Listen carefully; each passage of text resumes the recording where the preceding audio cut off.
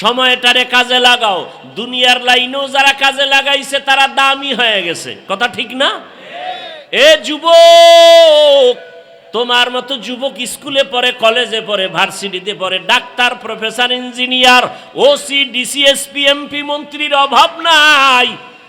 তোমার জীবনটা দুর্বল, তুমি চাকরি পাও না। আর তোমার ক্লাসের বহু যুবক চাকরি পেয়ে গেছে, এখন র্যাব, আর্মি, পুলিশের চাকরি করে, আছে না নাই?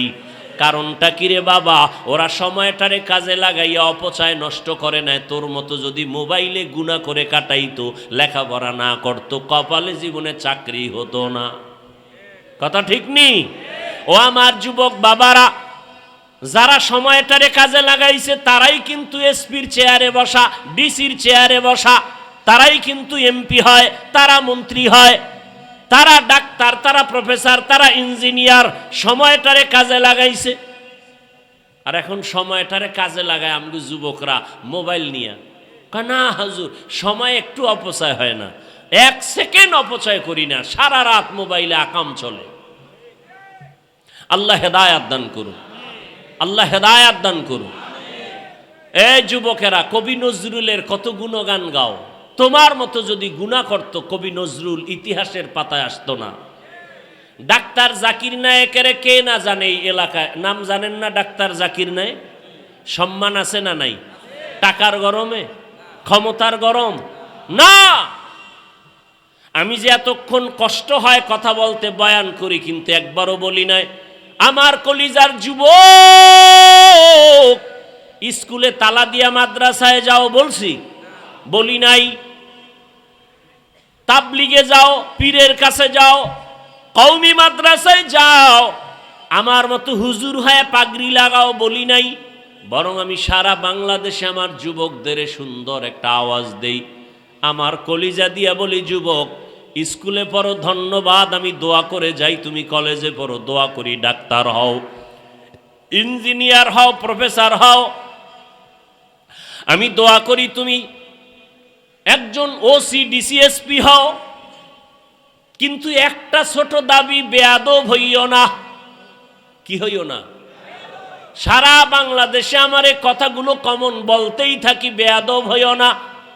অনেকে প্রশ্ন করবা, হাফিজ ভাই ডাক্তার হব, ইঞ্জিনিয়ার হব, বেয়াদব হব না, তার ব্যাখ্যা কি? ব্যাখ্যা হলো 3 জায়গায় বেয়াদবি করবা না, করলেই তোমার মরার আগে জুতার বাড়ি, জীবনের সম্মানের নজর পাইবা না। 1 নাম্বার জায়গা মা বাবার দোয়া, 2 নাম্বার জায়গা শিক্ষকের দোয়া, 3 নাম্বার জায়গা উলামায়ে কেরামের দোয়া। এই 3 জায়গায় যদি বেয়াদবি করো, আল্লাহর কসম, ডাক্তার হলেও জুতার বাড়ি, ইঞ্জিনিয়ার হলেও তোর জুতার বাড়ি। আর 3 জায়গার দোয়া নিয়ে যদি ডাক্তার হও, আকাশ বরাবর সম্মান, গোটা দুনিয়াতে সবাই মাথায় নিয়ে তোমাকে সম্মান করবে, মরিয়া গেল তোমার সম্মান থাকবে। কয় জায়গা? মা বাবা, শিক্ষক আর উলামায়ে কেরাম।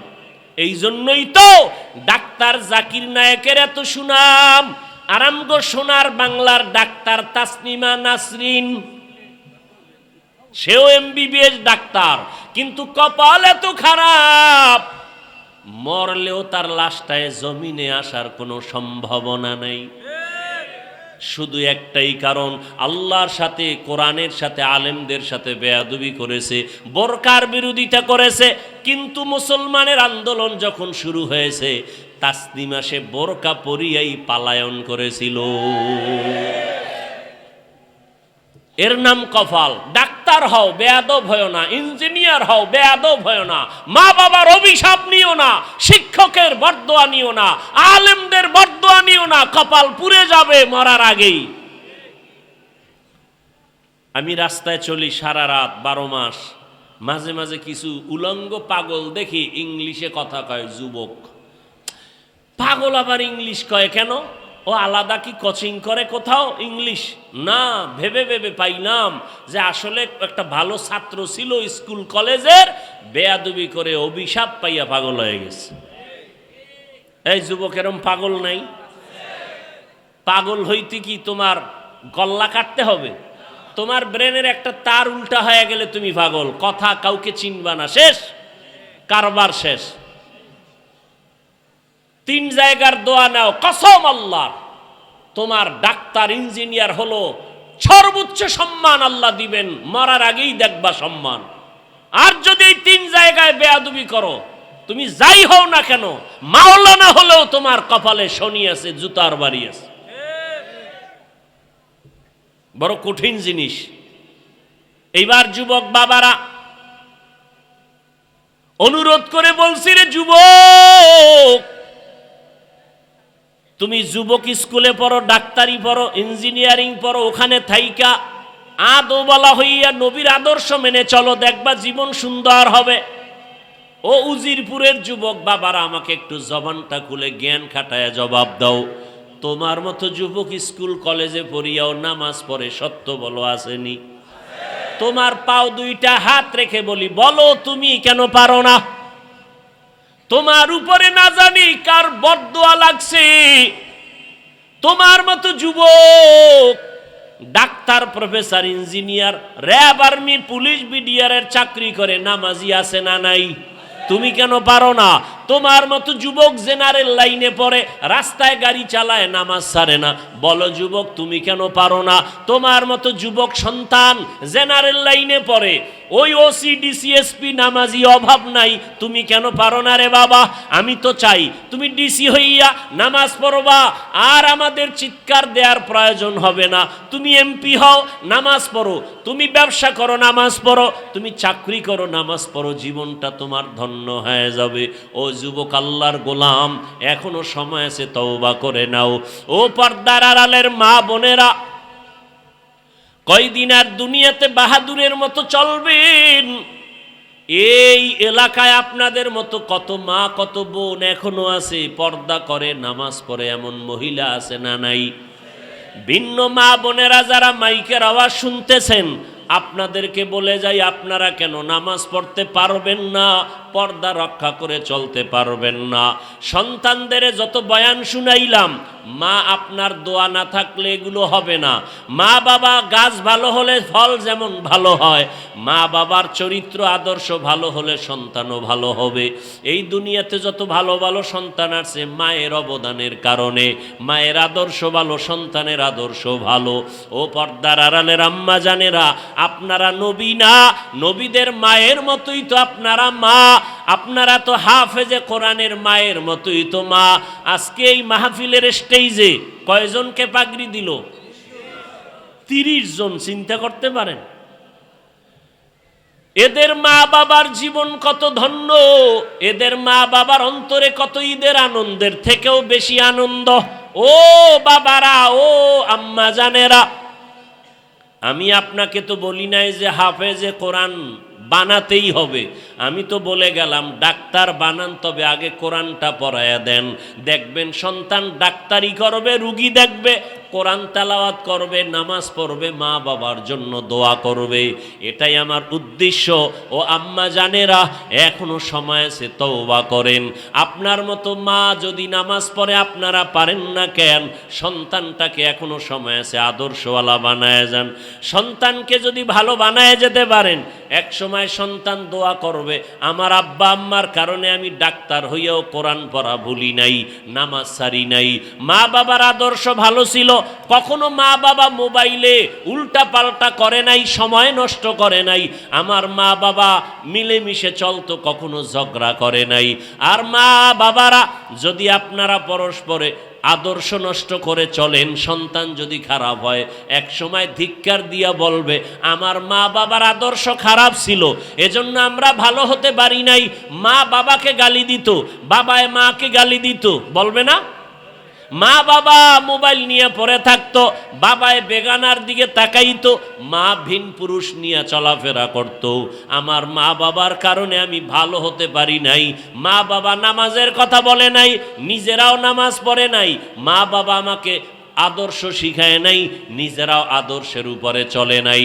এমন অভিশপ্ত যদি না চান, তাহলে এখনো সময় আছে, তওবা করেন। যুবকদেরও বলি তওবা করো, বৃদ্ধ বাবাজিদেরকেও বলবো তওবা করেন। আল্লাহর কাছে এখনো সময় আছে।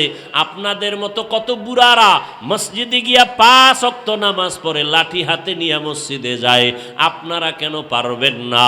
দুনিয়া কিছুই না, তাকায় কি দেখেন না? এই যে কত মানুষ চোখের সামনে, এই রমাজান থেকে শুরু করে ঈদ শুরু করে কত মানুষ চলে গেল। বিবাহ কইরা মেয়ে নিয়া বাড়ি যাওয়ার আগেই সব লাশ হয়ে গেছে। ওই আরিসা ঘাটের ভিতরে বাস পড়ে গেল, শিশু বাচ্চা কান্না করে, আমি কাকে আম্মু বলে ডাকবো, কাকে আমি আব্বু বলে ডাকবো। ওই সৌদি আরবে গেছে নোয়াখালীর এক ফ্যামিলি, বাচ্চা নিয়া অ্যাক্সিডেন্ট হইয়া সব মারা গেছে, মা মারা গেছে, বাবা মারা গেছে, 3 সন্তানের 2টাই মারা গেছে, একটা ছোট মেয়ে বেঁচে আছে। ওরে ঢাকা নিয়ে আসছে বাড়িতে। তোমার আব্বা আম্মা কোথায় জানো? সৌদি আরবে অ্যাক্সিডেন্ট হয়েছে না, চিকিৎসা হচ্ছে, মরে গেছে বলে নাই। যখন দেখা গেল লাশ আনতে পারে না, অনেক প্রসেসিং, অনেক টাকা পারে না, ওখানে দাফন করেছে। শেষ পর্যন্ত মেয়েটারে যেদিন বলছে রোজার মাঝে, ও মা তোর আব্বা আম্মার বেঁচে নাই, সব দাফন হয়ে গেছে। মিডিয়ায় যারা দেখছো, ফেসবুক চালাও, ওই মেয়েটা হাউমাউ করে কাঁদছে, আমি মা ছাড়া কেমনে বেঁচে থাকবো, বাবার আদর ছাড়া কেমনে চলবো, আমি কাকে মা বলে ডাকবো, কাকে বাবা বলে ডাকবো। এখানে কত আল্লাহর বান্দা আছেন, মা নাই বাবাও নাই। আমার মায়ার নবীও বড় ইতিম, দুনিয়াতে আসিয়া বাবার চেহারাও দেখতে পারে নাই। 6 বছরে মা হারালেন। আমার নবীও কাঁদেন। আম্মা জান আয়েশা রাদিয়াল্লাহু আনহা বলেন, ইয়া রাসূলুল্লাহ, আপনি মাঝে মাঝে আমার রুমের মধ্যে বসে বসে কান্না করেন কেন? রহমতের নবী বলেন, ও আয়েশা, আমার 2টা কথা যদি মনে পড়ে আমি চোখের পানি আর রাখতে পারি না। এক, আমার জীবনে দুঃখের সময় আমি দুনিয়াতে আইসা বাবার চেহারা দেখতে পারি নাই, 6 বছরে মা হারাইছি। এক সময় আরবের মানুষ আমার বিরোধিতা করতে করতে আমার রাস্তায় কাটা দিত, সেই সময় আমার একমাত্র আপন ছিল খাদিজা নামের বিবি। ওই খাদিজার কথা মনে পড়লে চোখের পানি ধরে রাখতে পারি না। ও আয়েশা, ওই খাদিজা আমার এত উপকার করত। আমি তায়েফের ময়দানে গেছি কালেমার দাওয়াত নিয়া, তায়েফের বুড়ারা ছোট ছোট বাচ্চাদের বলে দিল, মক্কার একটা পাগল আছে, পাথর মেরে মেরে তাড়ায় দাও। বাচ্চাগুলো পাথর হাতে নিয়া আমাকে বৃষ্টির মতো যখন মারা শুরু করলো, আমার শরীরে মশা মাছি পড়ে না হারাম, কিন্তু সেই শরীরে পাথর পড়তে পড়তে রক্ত পড়তেছে। আমার শরীরে রক্ত পড়ি আমার পায়ের জুতা পর্যন্ত আটকায় গেছে। আমার আল্লাহ বরদাস্ত করতে পারেন নাই, জিবরাইলকে পাঠায় কয়ে যাও তায়েফের জমিন উল্টাইয়া সব ধ্বংস করে দাও। আমার মায়ার হাবিবের কেউ মারবে আমি সহ্য করতে পারি না, আমার হাবিবের রক্ত সহ্য করতে পারি না, চোখের পানি সহ্য করতে পারি না। জিবরাইল আমিন আসিয়া কয়, ইয়া রাসূলুল্লাহ, আপনি অর্ডার করেন তায়েফের জমিন উল্টায় সব ধ্বংস করে দেই। নবী বলে, জিবরাইল ভাই, এদের মারবা না, এরা চিনে না আমি মুহাম্মদ কেমন। এরা যদি জানতো আমি বাবা হারাইয়াতি, আমি মা হারা অসহায়, ওরা কোনোদিন আমাকে এত আঘাত করত না। ওদের মারিও না, আল্লাহ যেন হেদায়াত দেয়, একদিন দিনের উপকার হবে। মায়ার নবী বলেন, ও আয়েশা, এত কষ্ট করে দিনের দাওয়াত দিছি, আমার থাকার ঘর নাই। ওই সময় আরবের ধনী নারী খাদিজা, তার এত টাকা পয়সা সব আমাকে হাদিয়া দান করেছে, আমারে দিয়েছিল। ওই খাদিজা আমার দুঃখের সময় সহযোগিতা করেছে। ওই খাদিজার কথা মনে পড়লে আমি চোখের পানি ধরে রাখতে পারি না।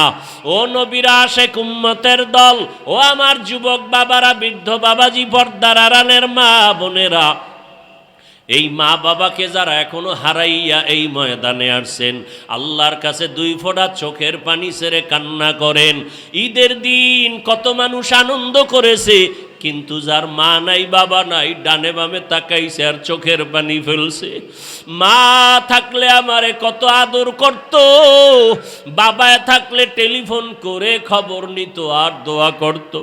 আজকে বাবা নাই টেলিফোন করে না, মা নাই টেলিফোন করে খবর নেয় না। ওরে আল্লাহর বান্দা যুবক বাবারা, এখনো যাদের মা বেঁচে আছে বাবা আছে, পায়ে হাত রেখে বলি বেয়াদবি করিও না। সময় পাইলে দোয়া নাও, মায়ের দোয়া নাও, বাবার দোয়া নাও। ও যুবকেরা তওবা করো আর আল্লাহকে মনে মনে ডাকো আর বলো, হে মালিক, গুনাহ করিয়া নামাজ ছাড়লাম, কত গুনাহ করলাম, আজকে থেকে তওবা করে নিলাম আর নামাজ ছাড়ব না। তোমার মতো যুবক যদি গাড়ি চালায়, চাকরি করে, ব্যবসা করে, নামাজ পড়ে, তুমি কেন পারবা না? আল্লাহকে বলো, আল্লাহ আর বেনামাজি থাকবো না, বেপরদায় চলবো না, দাড়ি কাটবো না। মা বাবার দোয়া নিয়া, শিক্ষকের দোয়া নিয়া, উলামায়ে কেরামের দোয়া নিয়া নবীজির আদর্শ মেনে চলবো। মায়ের কাছে গিয়া দোয়া চাইও, বাবার কাছে গোপনে ক্ষমা চাইও। বাবায় যদি দোয়া করে কপাল খুলিয়ে যাবে। ও ছাত্র বাবারা, শিক্ষকের সাথে যদি অজান্তে বেয়াদবি হয় গোপনে ক্ষমা চাও। শিক্ষকের দোয়া ছাড়া সফলতা আসবে না। ওলামায়ে কেরামের দোয়া নিয়ে চলো। ঘরে যাইয়া যুবকেরা যদি মায়ের সাথে বেয়াদবি করো, মাকে গিয়া বলিও, মা আজকে ওয়াজের প্যান্ডেলে কত যুবকেরে দেখলাম মোনাজাতে কান্না করলো, আমার চোখে কেন পানি নাই? আল্লাহ বুঝি আমার গুনার কারণে বেজার। আমি আজকে তওবা করে আসছি, আর বেয়াদবি করব না, নামাজ ছাড়ব না। মা তুমি আমাকে মাফ করে মাথায় হাত দিয়া দোয়া করে দাও, আর বেয়াদবি করব না। যুবক যদি মাকে বলতে পারো, দেখবা মায়ের চোখে পানি চলে আসবে।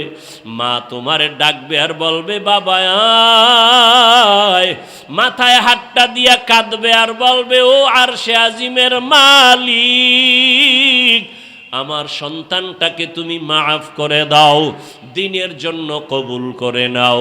ওই মা বাবার দোয়া নিয়া, শিক্ষকের দোয়া নিয়া, উলামায়ে কেরামের দোয়া পরামর্শ নিয়া নবীর আদর্শ মেনে যদি চলার নিয়ত করো, তওবা করার খাঁটি নিয়ত থাকে, মা বোনেরাও তওবা করেন আর বেপরদায় চলবেন না, নামাজ ছাড়বেন না, স্বামীর মাল হেফাজত করবেন, সন্তানগুলো আদর্শওয়ালা বানাবেন, স্বামীর সাথে চোখ গরম করবেন না।